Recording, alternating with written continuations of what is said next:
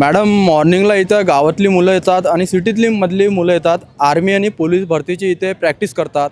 तर मॉर्निंगला इथे रनिंग करता करता खूप मोठा धूळ जमा होतो आणि श्वास घेण्यात खूप मोठा प्रॉब्लेम होता. माझं म्हणणं हे जे आहे, इथे जे स्प्रिंकलर आहेत ते स्प्रिंकलरचा यूज करण्यात यावे. दोन्ही टाईम मॉर्निंगला पण एक वेळा स्प्रिंकलर मारावे आणि इव्हिनिंगला पण स्प्रिंकलर मारावे, जेणेकरून विद्यार्थ्यांच्या नाकात वगैरे धूळ जाणार नाही. आणि दुसरी गोष्ट म्हणजे काय आहे, हे जे खळे आहेत हे पायांना खूप इंजुरी देत आहेत.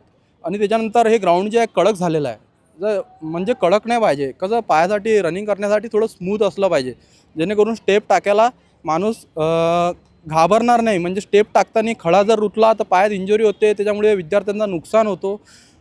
या सगळ्याची दखल जी तुम्ही इथे प्रॅक्टिस करता, पण मात्र इथे कुठे सीसीटीव्ही कॅमेराज अवेलेबल आहेत का? नाही मॅडम, CCTV कॅमेरे तर अवेलेबल नाही आहेत. गेटवर CCTV कॅमेरा असायला पाहिजे, इथं गाड्या व पार्किंगमध्ये असायला पाहिजे. कारण की इथे गाड्या वगैरे लागतात, तर त्याच्यामुळे कसं चोरीचे प्रमाण कमी होतील. आणि CCTV कॅमेरे असलेच पाहिजे, पूर्ण ग्राउंडवर असले पाहिजे. लाईटचे पण समस्या आहे, इव्हिनिंगमध्ये लाईट पण असले पाहिजे, जेणेकरून मुलं चांगलं वर्कआउट करतील व रनिंग करतील व आपल्या अकोल्यात मुलांची चांगली प्रगती होईल.